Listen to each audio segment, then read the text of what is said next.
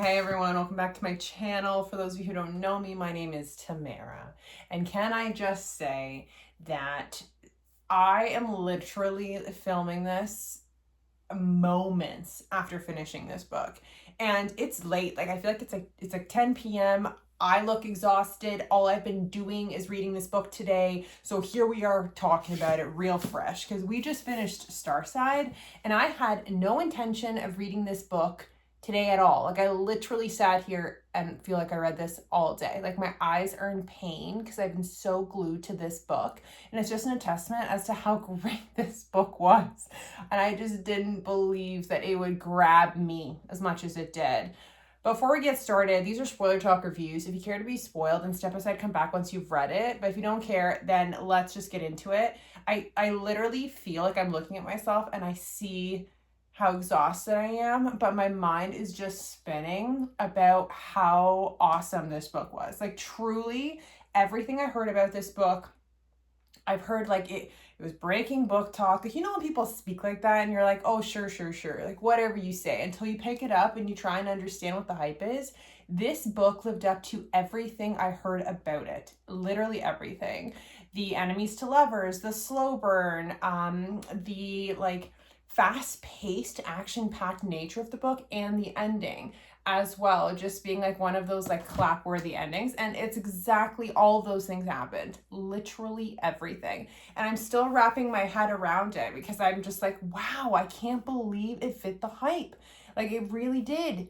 And I wasn't even meant to read this book. I literally, today is when our next book's coming up, which is Fury Bound. Like I just got this today and this is what I was supposed to be reading today, but I'm reading it tomorrow instead. So next up on our book reviews will be this one, and we'll talk about that when it gets to it. But focusing on Starside, geez, like from the moment this book really started, you were like thrown into it. And in a point where I was like almost thrilled because it was as if I felt like I was watching like some action adventure packed movie unfold in my brain. I don't know how to explain the writing style in this because it feels in a sense almost like choppy and bold. Like a lot of the statements, they're like shorter statements and they're meant to be a statement. Like it's just like a point that's trying to be proven. And that kind of writing style like really immersed this. Like yes, there was description. Yes, there was like a lot of like detail in regards to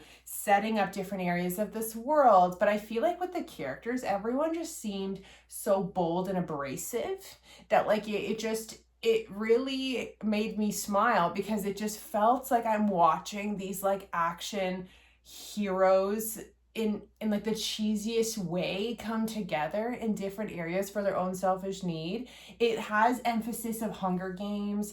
It reminded me of Lord of the Rings a little bit because of the different areas in the worlds and stuff. Like there were so many subsections. Like there was at a point where they were in like this bone forest and it reminded me of Mirkwood from Lord of the Rings, which is like a deadly forest that like people prophesize has like sickness fallen upon it. Like it just, I feel like the world was so intricate in the sense that you could pop up in any given area and you're just somewhere completely different.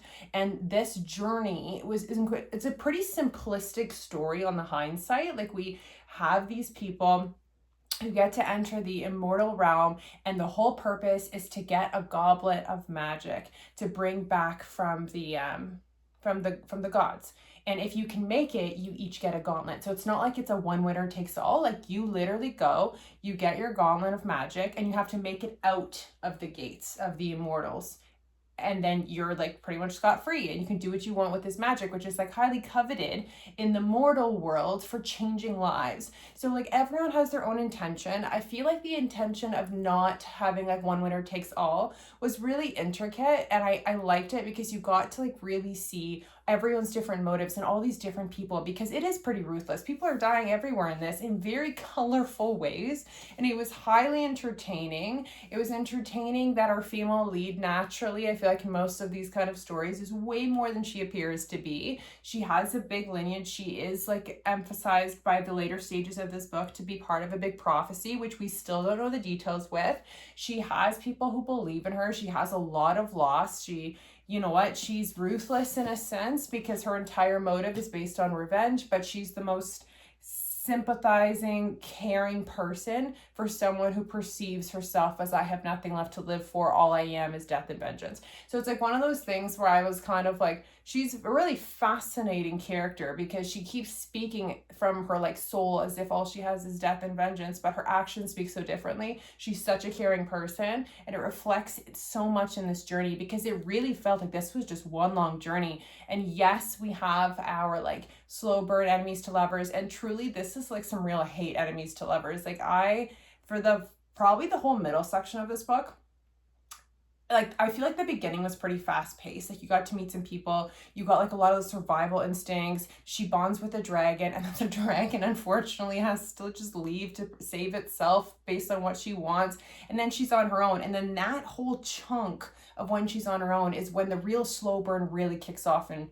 fully flourishes. Like that's the journey she starts with Raker, and then their whole relationship and what you learn about each other, and that slow burn is the focal point. So this book balances so many different areas, and I just absolutely loved it. It flowed really well. The amount of feeling you gain for Raker and Eris's love story and how it got there, and their resentment and their hate for each other, it's actually incredibly entertaining. Like I feel like they did slow burn and enemies to lovers so well, and if anyone knows me, I love enemies to lovers. That's like probably one of my most favorite tropes of all time. And so I was like literally like on the edge of my seat. And by the time, because you have to really earn this, like you have to earn their affection and their like depth to these characters by the last segment. So when they tease it quite a bit with like kisses, but they're not like intentional kisses. Like they're like all ploy.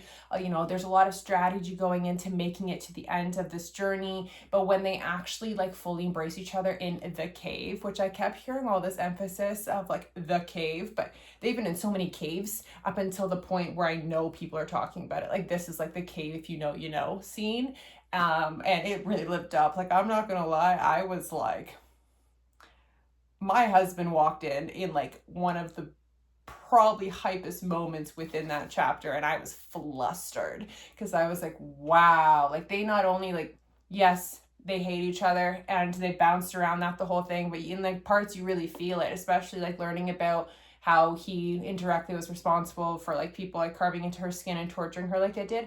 But like Jesus Christ, I feel like they went from almost like hate sex to like vulnerable sex, like back to back. And it was one of those things that they described so well that it was like this all-encompassing moment, and I felt it everywhere. I was like, oh my god, this is like some next level payoff for this slow burn. I'm not gonna lie, like I was like, oh my goodness. So when it came to the ending, it was like, yes, it was surprising. Like I kind of figured that Raker, because we didn't get much of like what he wants to do with the magic, like we didn't get any of that backstory. So I figured whatever oomph was happening at the end that people are talking about probably has something to do with him. So when he stole the sword, and then also like revealing that he was actually a god of death, and that like pretty much the magic replenished what he was, which was a god, I felt like I was smited, but then again, I wasn't, because at the same time, their back and forth resentment for each other